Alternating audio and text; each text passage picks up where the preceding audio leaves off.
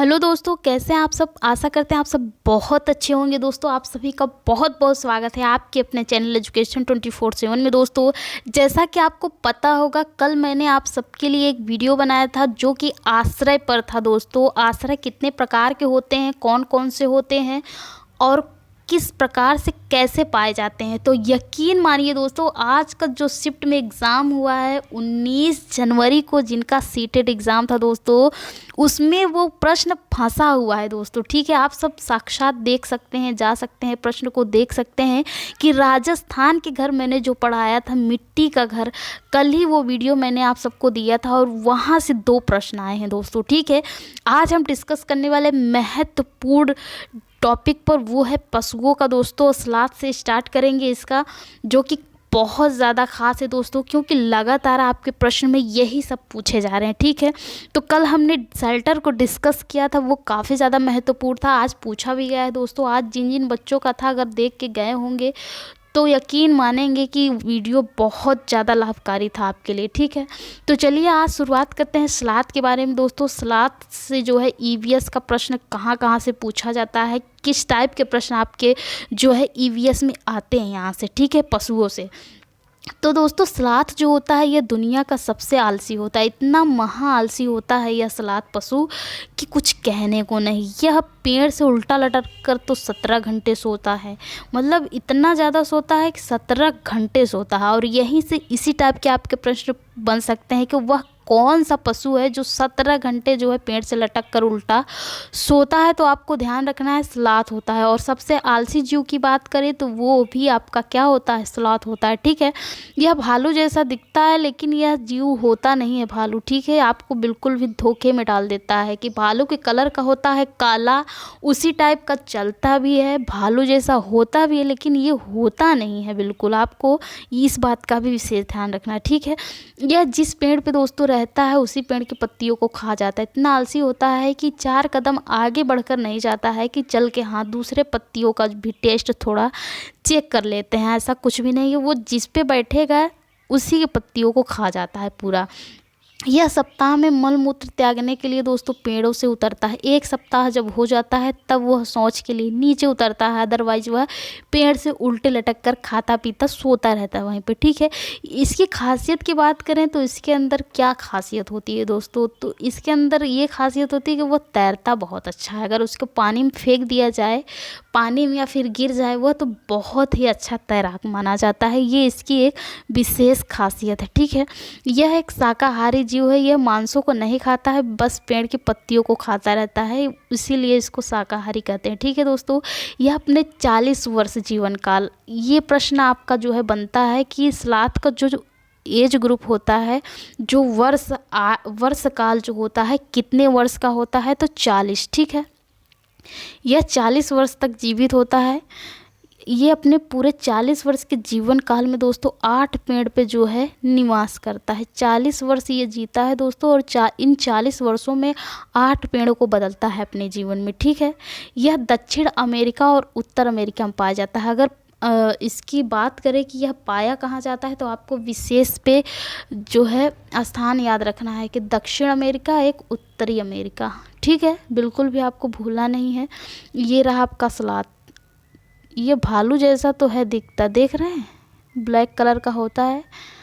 और ये देखिए कैसे उल्टा लटका हुआ है पंजे से पकड़ के। ठीक है, ये इसी प्रकार से लटक कर खाते पीते मस्ती में झूमता रहता, सोता रहता है। ठीक है, इस बात का आपको ध्यान रखना है। अब दूसरी बात करें पशु की, तो दूसरा पशु है आपका हाथी। यहाँ से भी आपका महत्वपूर्ण प्रश्न पूछा जाता है दोस्तों, बहुत ज़्यादा 100% हाथी आता है, क्योंकि ये कई शिफ्टों में लगातार पूछा भी जा चुका है। ठीक है, यहाँ से बहुत अधिक संख्या में प्रश्न आपके पूछे जाते हैं, तो इसको भी आपको ध्यान से देखना है कि हाथी जो होता है भारत का राष्ट्रीय विरासत पशु माना जाता है। इसको जो है आपको पॉइंट को नोट करते चलना है। ठीक है, और भारत में सर्वाधिक हाथी कहाँ पाया जाता है, तो आपको कर्नाटक राज्य, ये भी आपको याद रखना है। अब विश्व की बात करें कि विश्व में सर्वाधिक हाथी कहाँ पाया जाता है, दक्षिण अफ्रीका में। ठीक है, यहाँ पर 2 प्रश्न हैं, आपको दोनों को याद रखना है। एक तो भारत की बात कर रहा है, भारत में सर्वाधिक हाथी कहाँ पाया जाए, तो आपको कर्नाटक लगाना है। अगर पूरे विश्व की बात करता है दोस्तों, तो वहाँ पर आपको आपको दक्षिण अफ्रीका लगाना है। इनमें आपको कंफ्यूज नहीं होना है, उल्टा कर देते हैं, ठीक है। हाथी सामान्यतः किस रंग के होते हैं, तो वो काले रंग के होते हैं, आपको पता ही होगा, ठीक है।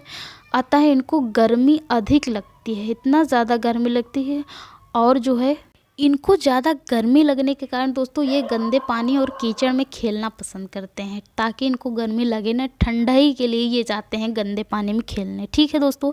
इन दो बड़े इनके जो है कान होते हैं, बहुत बड़े बड़े, आपने देखा होगा, और जिसका प्रयोग ये सुनने के साथ साथ शरीर को हवा भी जो है करने के लिए प्रयोग करते हैं। मतलब ये सुनने का कार्य तो करते ही हैं कान, लेकिन ये हवा भी लेने का कार्य करते हैं अपने किससे, कान से, ठीक है। इतने बड़े बड़े होते हैं। तो एक हाथी जो होता है सामान्यतः दिन भर में जो है 1 कुंटल पत्तियाँ खा जाता है, ये आपको याद रखना है, ठीक है। 100 ग्राम, बिल्कुल आपको ध्यान रखना है इन सब टॉपिकों को, क्योंकि यहीं से आपके प्रश्न पुट अप होते हैं, ठीक है दोस्तों।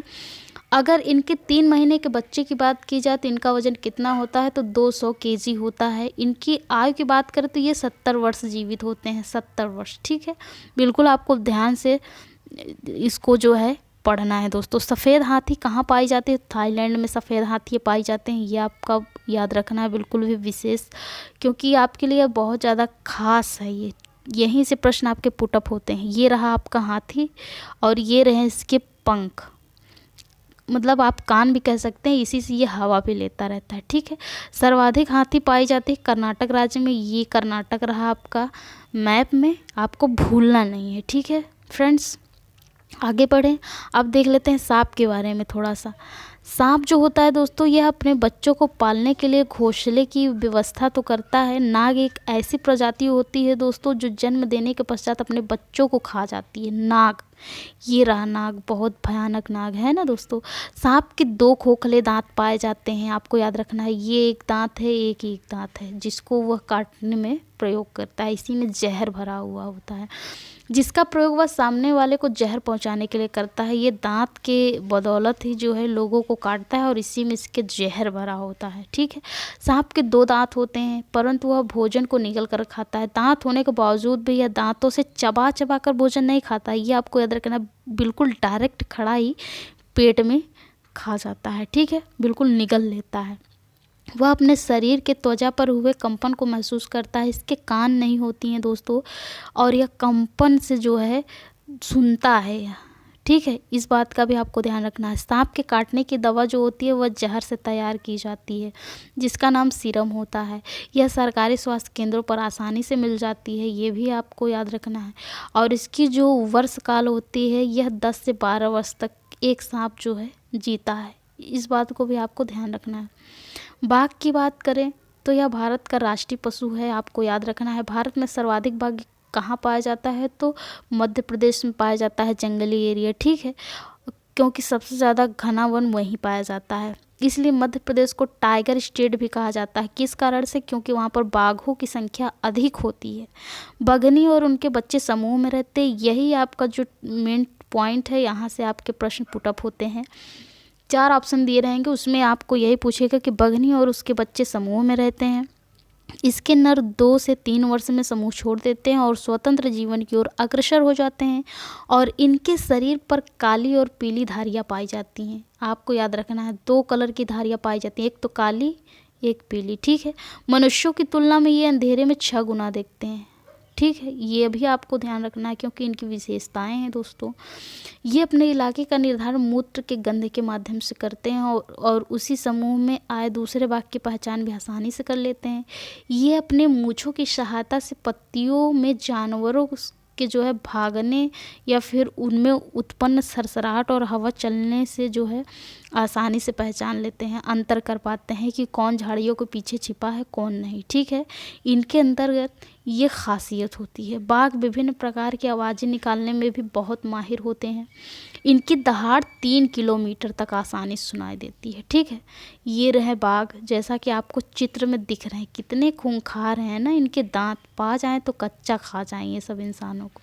तो इनकी सबकी विशेषताएं हैं, आपको याद रखना है, क्योंकि काफ़ी ज़्यादा महत्वपूर्ण है। यहीं से हर बार जो है आपके प्रश्न पूछे जाते हैं और लगातार पूछे जाते हैं, ठीक है फ्रेंड्स। आगे बढ़ें, आगे देख लेते हैं बाघ। बाघ को देख लेते हैं, ये रहे आपके बाघ, और ये भी बाघ है, बाघ तो नहीं होगा, ये शेर को देखेंगे हम सब, बाघ तो देख चुके हैं।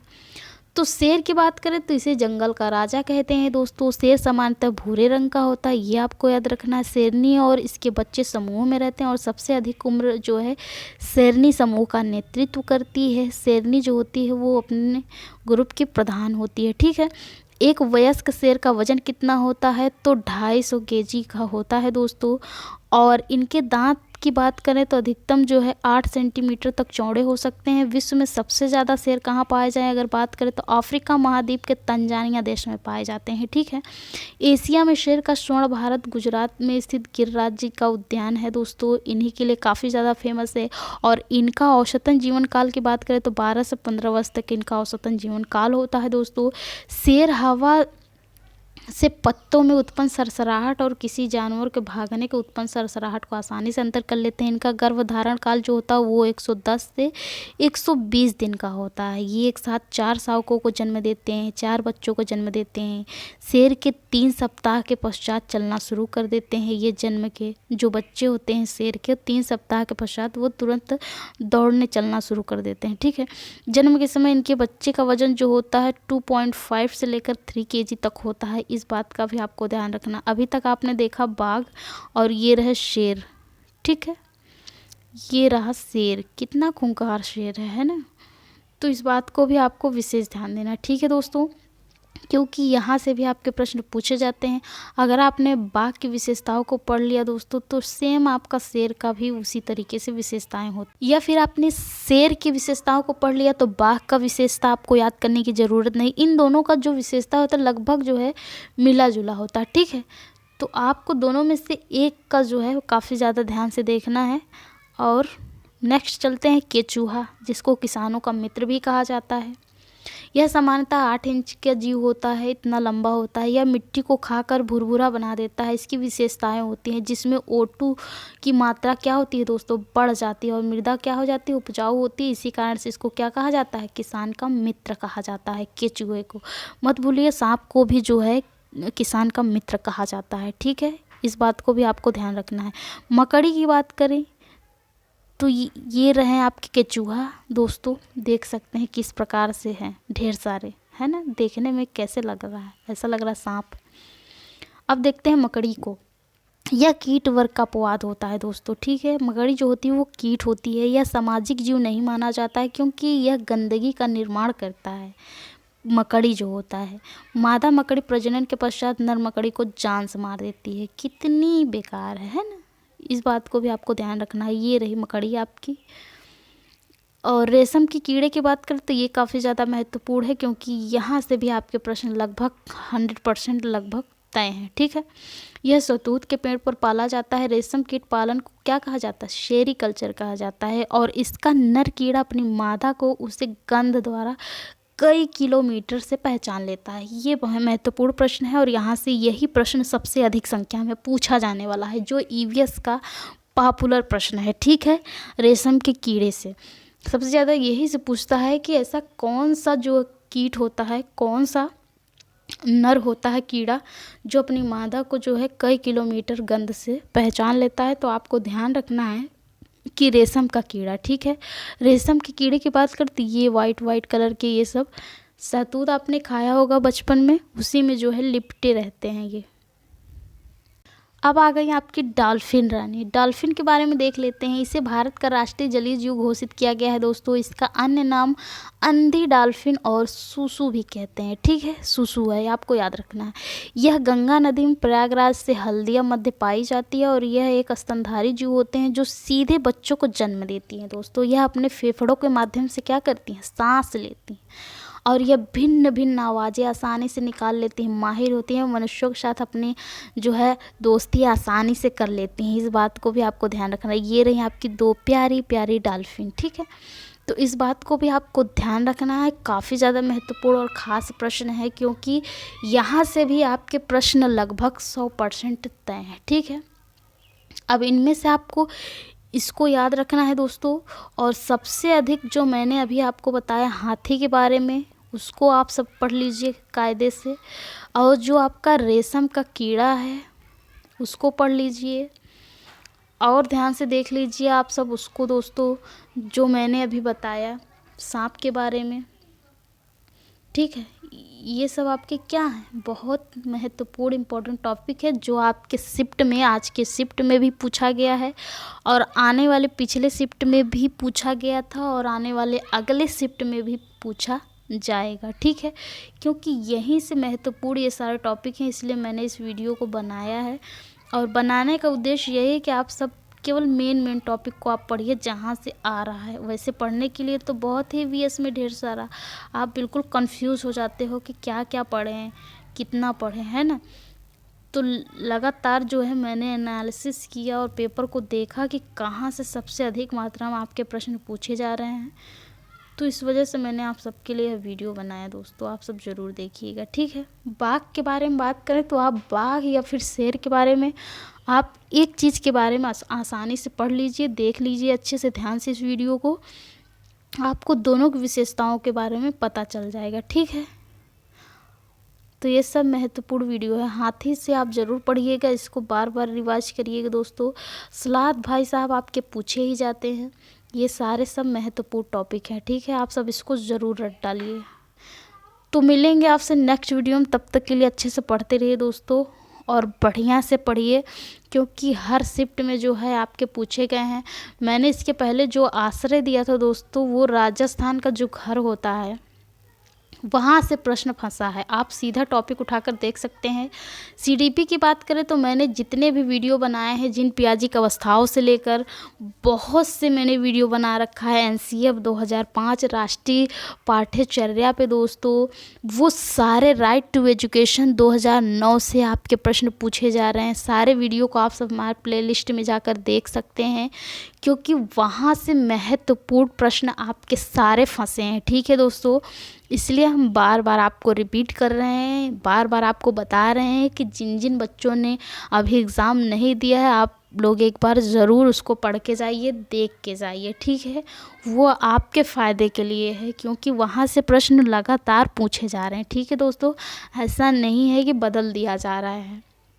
तो मिलेंगे आपसे नेक्स्ट वीडियो में, और वीडियो पसंद आया तो ज़रूर शेयर कर दीजिएगा, अपने दोस्तों को दिखाइएगा जिन जिन का एग्ज़ाम नहीं है दोस्तों, जिससे कि वो इसका लाभ ले सकें। ठीक है दोस्तों, ज़रूर शेयर कर दीजिएगा। तो मिलेंगे आपसे नेक्स्ट वीडियो में, तब तक के लिए हंसते रहिए, मुस्कुराते रहिए, बढ़िया से पढ़ाई करिए। ठीक है दोस्तों, टाटा बाय बाय।